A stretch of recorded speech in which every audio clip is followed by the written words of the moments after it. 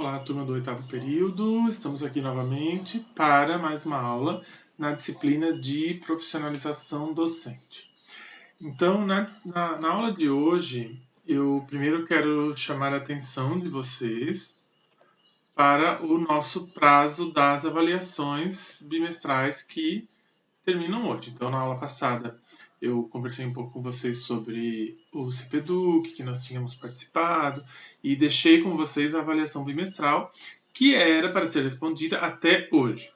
Da última vez que eu entrei, foi hoje, que é o dia 5, né, o dia da entrega da avaliação, eu vi que faltava 17 pessoas. Metade da turma entregou, metade não. Mas está no prazo, né? É hoje, vocês têm que entregar. Então, essa minha conversa com vocês aqui vai ser bem breve, bem curta, porque eu entendi que muitas pessoas ainda estão hoje concluindo a avaliação. Então, eu vou aqui fazer com vocês uma introdução da nossa próxima temática, vou deixar a tarefa para vocês, que é a leitura do nosso próximo conteúdo, e aí quem já concluiu a avaliação, começa no próximo tópico, já fazer a leitura. Quem não concluiu, conclui hoje e depois avança. Tá? Então é bem importante que vocês respondam, porque nós temos o prazo para fechar as notas até o dia 7. Eu acredito que esse prazo ainda vai ser ampliado, mas a princípio ele é até o dia 7, que é quarta-feira. Então eu preciso fechar as notas até quarta-feira do primeiro bimestre. Portanto, respondam a avaliação dentro do prazo, que é hoje. Tá? Então vamos lá. Nós vamos conversar sobre formação continuada. Essa é a nossa próxima temática de estudo.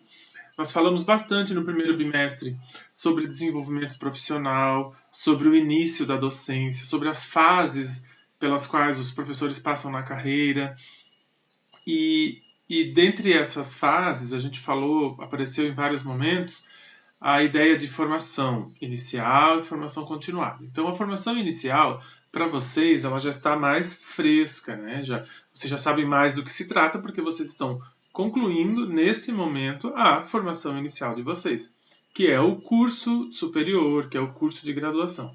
Então, a formação inicial é um momento do desenvolvimento profissional no qual a gente consegue a habilitação para lecionar. Ou seja, vocês estarão formadas agora ao final do ano, vão receber um certificado, e esse certificado é que habilita vocês. Eu sou uma professora, está aqui o meu certificado, eu fiz a minha graduação, minha formação inicial, estou formada, estou licenciada para atuar como professora. Então, a formação inicial vem nesse sentido. Só que quando a gente entende o desenvolvimento profissional dos professores como um contínuo que a gente vem estudando, então já ficou claro que o professor ele vai se formar ao longo de toda a vida. Vocês estão terminando um momento muito importante da formação, que é a formação inicial, e a partir desse momento vocês se inserem num outro momento desse desenvolvimento profissional, que é a formação continuada, ou seja, essa formação de vocês que continuará durante a carreira. Então, há distintas formas por meio das quais essa formação continuada acontece e se manifesta. Nós temos a formação, como que a gente chama? Formação legal, formação oficial, que são os cursos dentro dos níveis de ensino. Ou seja, vocês podem fazer, depois que terminarem a formação inicial, vocês podem fazer, se vocês quiserem, uma outra formação, uma outra graduação, que a gente chama de segunda licenciatura. Vocês podem fazer aí a pós-graduação, que é a especialização, depois o mestrado e depois o doutorado. Então, são os cursos subsequentes pensando nos níveis de ensino. E aí tem o pós-doutorado também. Então, isso é pensando em cursos oficiais, regulares, dentro dos níveis de ensino. Mas a formação continuada não é só isso. Essa é uma possibilidade. Mesmo que você não queira, professor, eu não quero fazer pós-graduação, eu não quero fazer outra licenciatura, eu já fiz a minha formação inicial, eu fiz a pedagogia, é isso que eu quero, tá bom. E isso quer dizer que isso não significa que você não vai ter uma formação continuada, você não vai ter essa formação nos níveis de ensino, porque você não quer, você não acha necessário.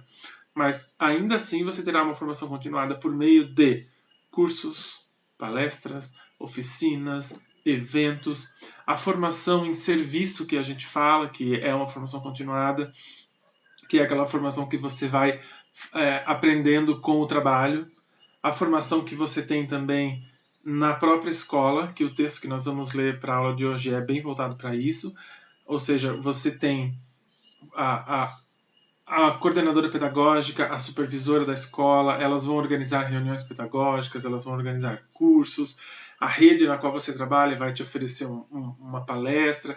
Então, todos esses processos fazem parte da nossa formação continuada.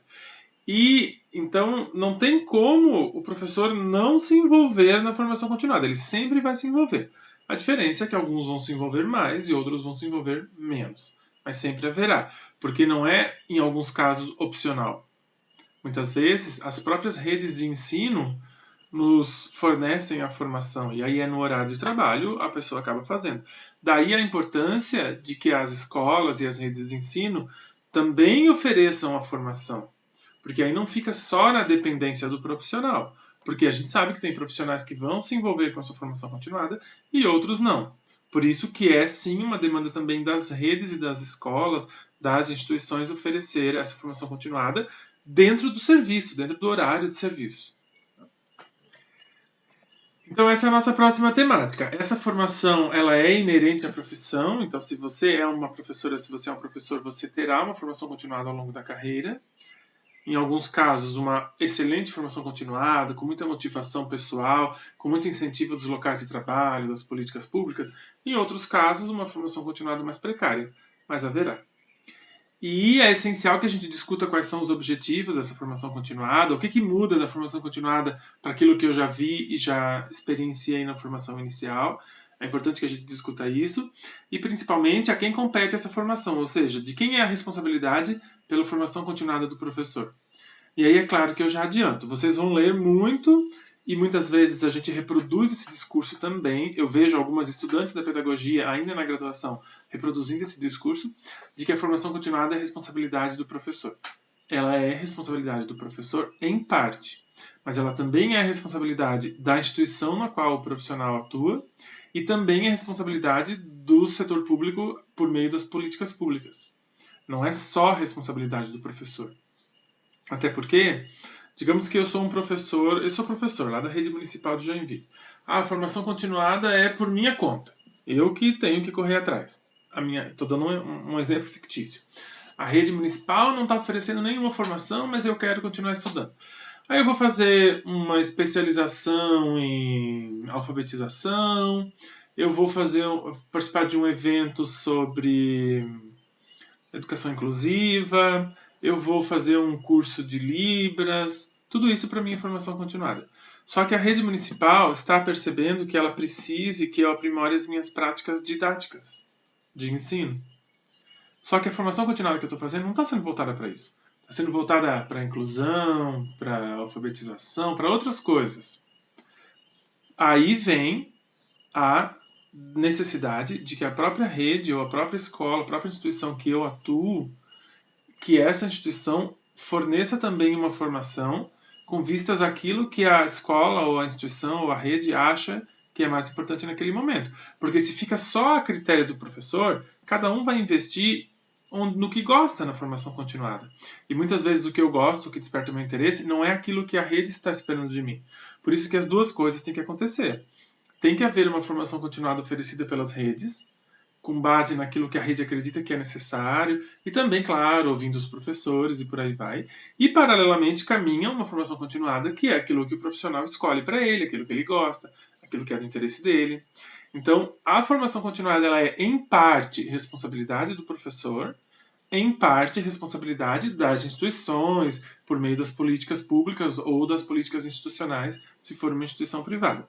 Temos que ter bastante cuidado com isso, tá? Muitas vezes a gente aponta para os professores e culpabiliza.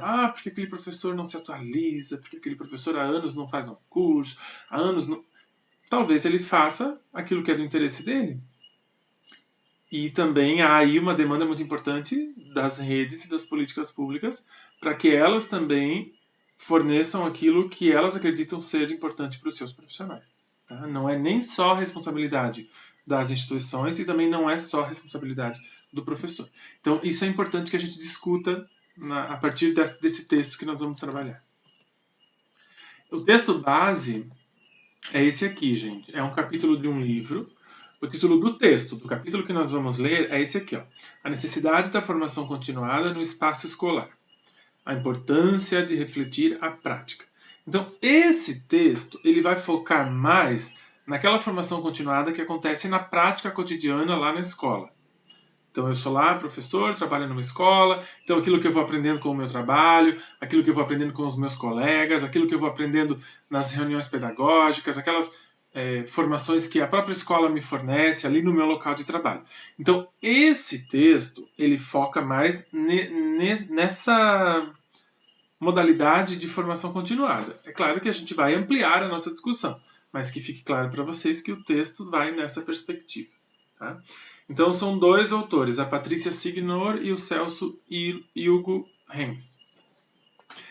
Esse capítulo ele está nesse livro aqui, gente, que é um livro de 2014, que tem duas organizadoras, a Doris e a Ana Carla, e eu tenho o livro aqui. Ó, é esse livro aqui, essa aqui é a capa do livro. Tá? Deixa eu ampliar para vocês. É esse livro aqui. Aqui são as organizadoras. Aqui a gente tem... Ele é de 2014. E aqui a gente tem a ficha catalográfica dele. Tá? Aqui no sumário vocês vão encontrar que o capítulo que nós queremos... Os capítulos não tem número, tá? Por isso que eu deixei ali a página. Está aqui, ó, na página 100. Tá? Então, esse aqui é o capítulo que nós vamos ler para a nossa próxima aula. A necessidade da formação continuada no espaço escolar. A importância de refletir a prática. Então, vocês vão fazer a leitura desse capítulo. Gente, ele é um capítulo pequeno, tá? Opa! Deixa eu voltar aqui, porque eu cliquei e ele já vai direto. Ó, ele é um capítulo pequeno, vai da página 100 até a página 111. Tá? Ó, aqui na 112 já começou, então é até na 111. São 11 páginas, um texto bem tranquilo. E, além de ser um texto tranquilo, eu preciso que vocês façam essa leitura muito atenta. Essa é a tarefa. É isso que vocês vão fazer hoje. Além de concluir a avaliação, para quem ainda não concluiu, fazer a leitura desse texto. Gente, façam hoje, façam anotando as dúvidas, destacando aquilo que é importante, salvem o texto no computador de vocês, salvem o livro, né? Esse artigo, ele é um artigo que tem análise de dados. E isso é ótimo para quem está escrevendo um artigo de TCC nesse momento. Eu escolhi... Existem muitos textos sobre formação continuada. Eu escolhi um capítulo de um livro, como eu mostrei para vocês. Esse capítulo de um livro, ele foi escrito... Ele é praticamente um artigo que foi transformado num capítulo de livro. Então parece que eles reduziram um pouquinho, né? Provavelmente ele era um artigo ali de umas 20 páginas, ele está com 12 ali no livro. Mas ele é um artigo que apresenta uma pesquisa.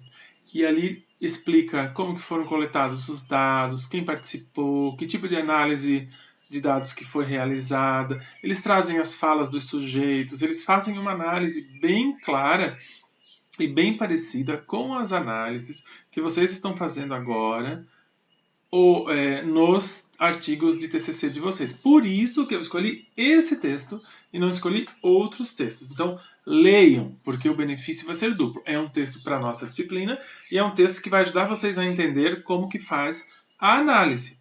É claro que não é exatamente assim, mas é uma forma de fazer análise. Então, já traz ideias para vocês. Tá?